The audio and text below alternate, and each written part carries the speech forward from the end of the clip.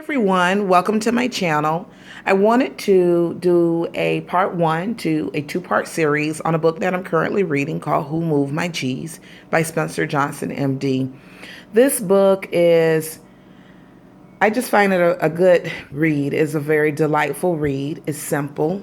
It has a simplistic style in its writing. And I find that it has some comical aspects to it, but it's very easy to comprehend. This is not a difficult book to read at all or to process what you get from it.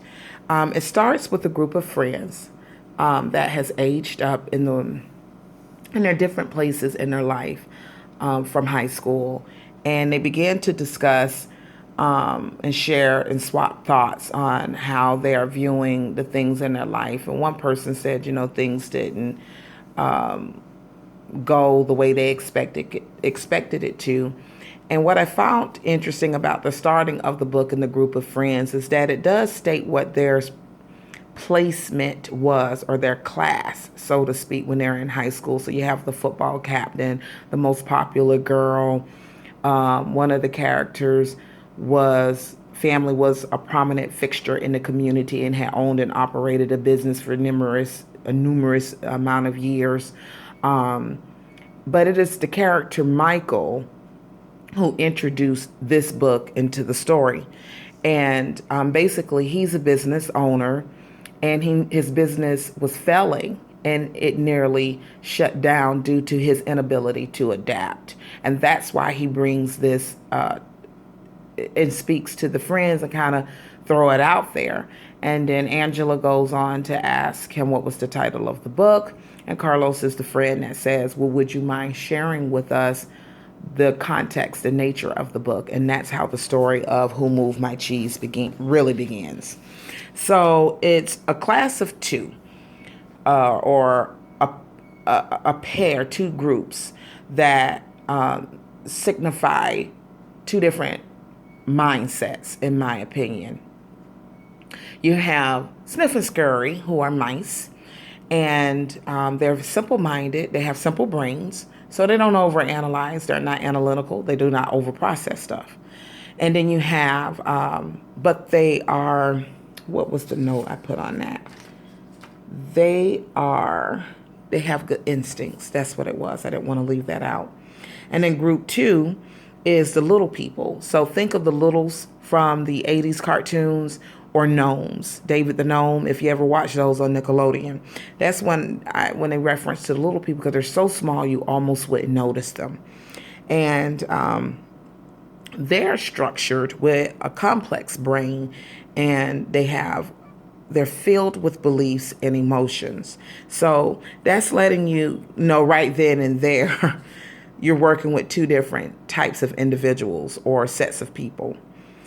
As you get into the story, the two groups both have been placed in this maze, or they go into this maze, let me say it like that, and they're searching and seeking out cheese.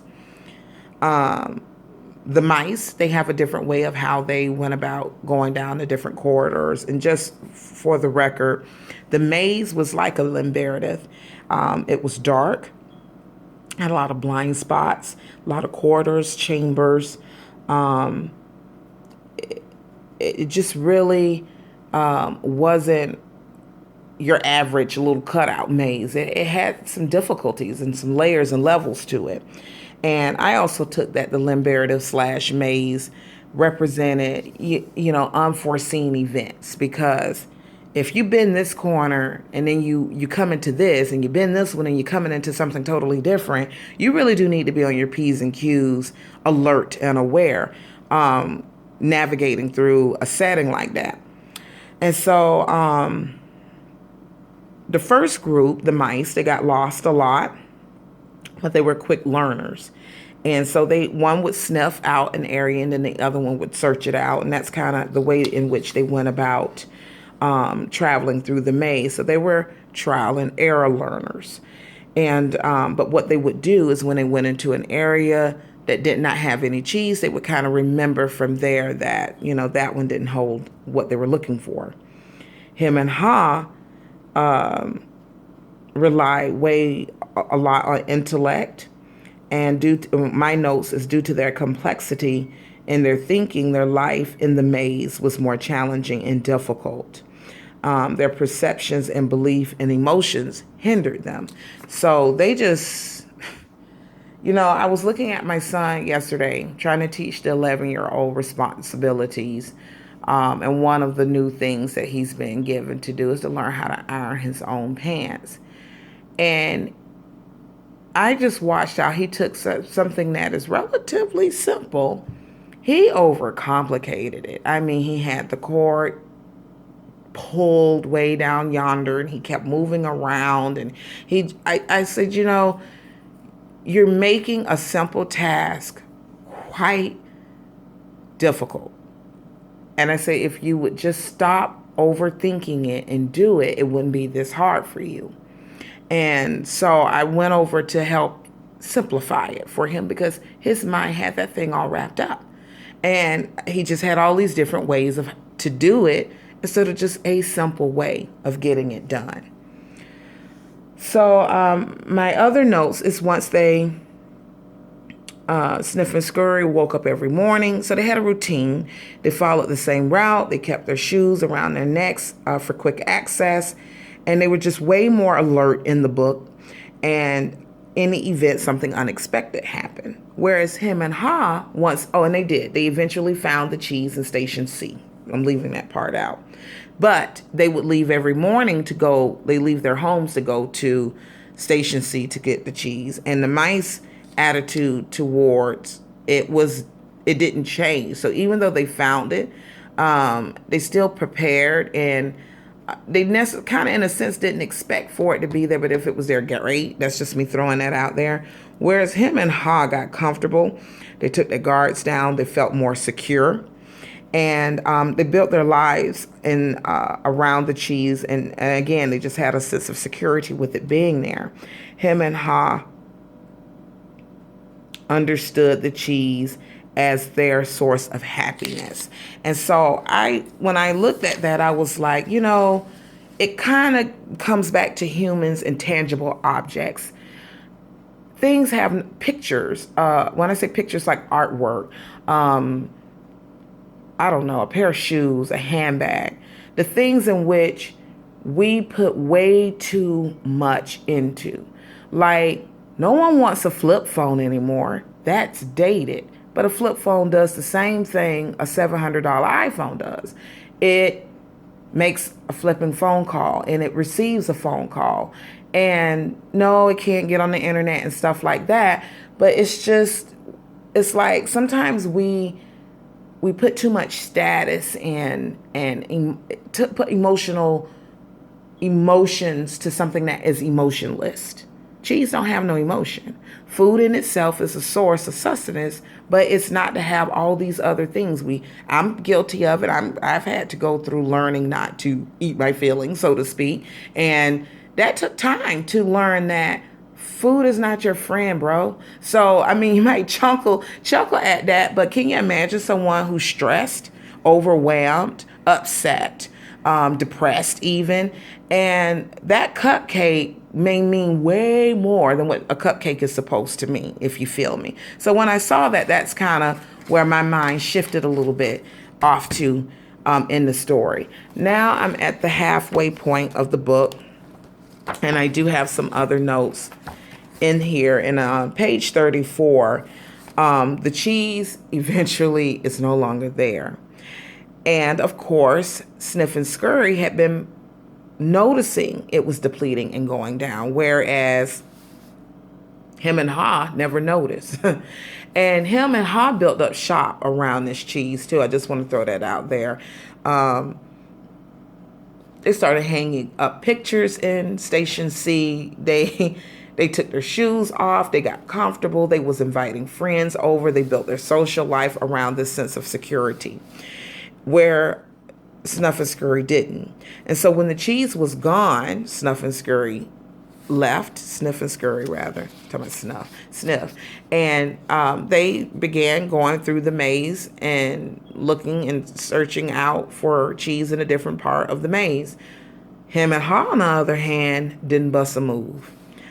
What they did was begin to whine, yell. I mean, it went through various emotional stages. Anger. Ha avoided to deal with the problem altogether. He closed his eyes in the book. He covered his ears with his hands in the book.